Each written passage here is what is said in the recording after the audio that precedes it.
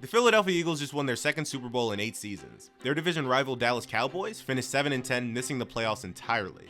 And then their offseason got weird. They let their head coach, who had led them to 3 straight 12-win seasons, just walk out the door.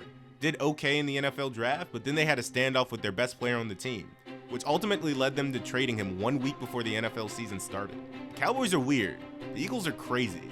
But that's what makes this rivalry so great. Today we're going to be diving into why the Cowboys hate the Eagles, and trust me, there's not just one reason. The NFL has given us some legendary rivalries over the decades. Steelers and Ravens, Packers and Bears. We're talking about a feud that's so intense that the first ever ejection in NFL history happened in one of their games. And I mean, who could forget the Patriots versus the Colts, the Brady versus Manning era? 2 of the greatest quarterbacks of all time going head-to-head in playoff battles that decided Super Bowl trips. But here's the thing, none of those rivalries compared to the Cowboys versus the Eagles. This isn't just about football, this is about identity. This is about culture. About America's team facing off against the blue-collar underdogs who threw snowballs at Santa Claus. And when you add in decades of playoff heartbreak, organizational drama, and the fact that Eagles fans are literally scientifically proven to be obsessed with winning, well, you get one of the most toxic, most passionate, and most entertaining rivalries in all of sports. When this rivalry started back in the 1960s, it wasn't even close. The Dallas Cowboys absolutely dominated the Philadelphia Eagles in their early years. We're talking about a franchise that had the star power, the championships, and the swagger to back it up. Tom Landry was building a dynasty in Dallas while Philadelphia was stuck in mediocrity, watching their division rivals collect trophies and national attention. Dallas had the flashy uniforms, the state-of-the-art facilities, and most importantly, they had success. Multiple Super Bowl appearances, legendary players, and a brand that transcended football. This early dominance created the foundation of hatred that still exists today. Cowboys fans got used to looking down upon Philadelphia. They got comfortable being the big brother in this relationship, and that arrogance, that sense of superiority, it's something Eagles fans never forgot, and it's something they've been trying to shove back down Dallas's throat ever since.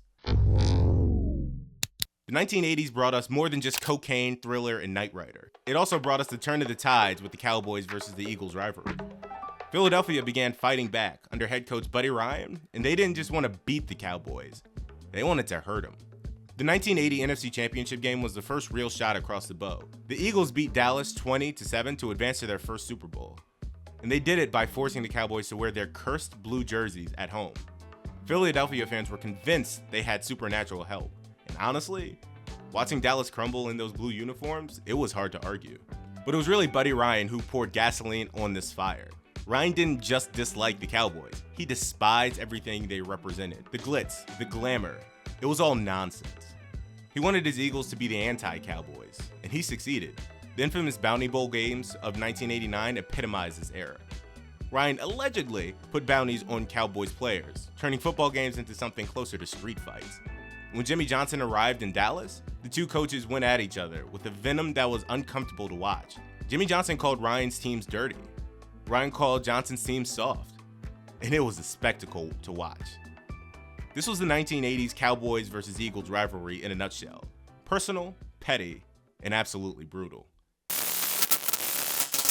The 90s were the golden age, not just for Beanie Babies or Frosted Tips and WWF, but for the Cowboys as well. 3 Super Bowl wins, the triplets, Troy Aikman, Emmitt Smith, and Michael Irvin, Jimmy Johnson building a dynasty that made the 1980s Cowboys look like pretenders.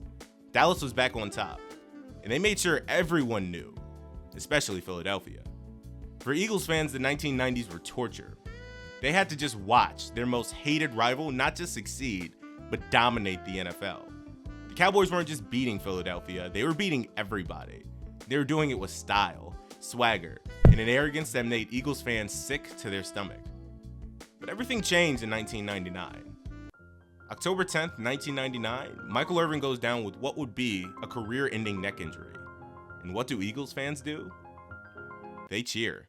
They actually cheer as one of the greatest wide receivers in NFL history is lying motionless on the field. His career over, his future uncertain. That moment crystallized everything for Cowboys fans to hate Philadelphia forever. The classlessness, the cruelty, the complete lack of basic human decency. The irony?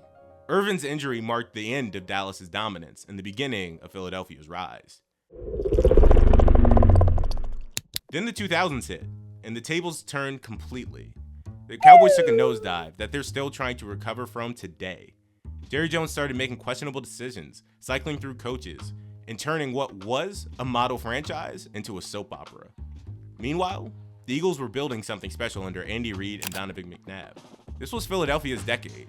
They made it all the way to the Super Bowl in 2004, went to multiple NFC Championship games in a row, and had the best offensive line in football with a dynamic quarterback and a defense that could shut down anybody. Every time Dallas thought they had something going, they'd collapse in the playoffs, while Philadelphia kept making deep runs. For Cowboys fans, this reversal was devastating. They had gotten used to being the big brother in this relationship. They had gotten comfortable looking down on Philadelphia. Now suddenly, the Eagles were the ones making the playoff runs, while Dallas was stuck in mediocrity. But the ultimate betrayal came in 2006 with Terrell Owens. T.O. had been the Eagles' superstar receiver, the guy who had helped them go to the Super Bowl back in 2004. He was dynamic, explosive, and for a brief moment, he was beloved in Philly. Then came the contract disputes, the locker room drama, and the sit-ups outside, and eventually his release from the team. And where did he go? Straight to Dallas. The same receiver who had helped carry the Eagles to a Super Bowl was now wearing a Cowboys star, talking about how much better Dallas was than Philly, and how much happier he was. For Eagles fans, this was the ultimate slap in the face. For Cowboys fans, it was validation that their franchise was still the premier destination for elite players. Even with T.O., Dallas still couldn't win anything meaningful. This pattern would repeat itself over and over again throughout the 2000s. Dallas would make a big splash in free agency. Cowboys fans would get excited about finally being back, and then that would be it. Another disappointing playoff loss, while Philadelphia just kept chugging along. The 2010s continued with this pattern, but it added another wrinkle. The Eagles won the Super Bowl in 2017, the ultimate slap in the face. They won the Super Bowl with a backup quarterback in Nick Foles, a player who had essentially just been relegated to a backup position. And he didn't just win the Super Bowl, he dominated the playoffs, outplayed Tom Brady in the Super Bowl, and became a Philadelphia legend overnight.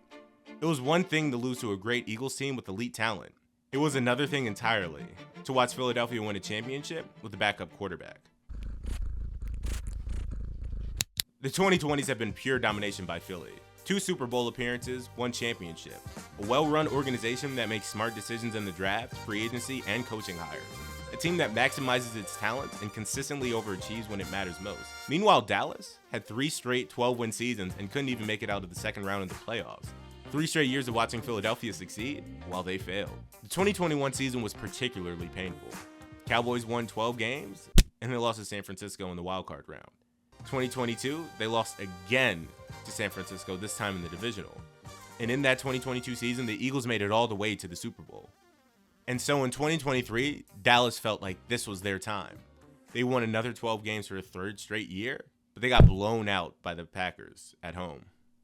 And the Eagles dog-walked the Cowboys both times in 2024 on their way to another Super Bowl win.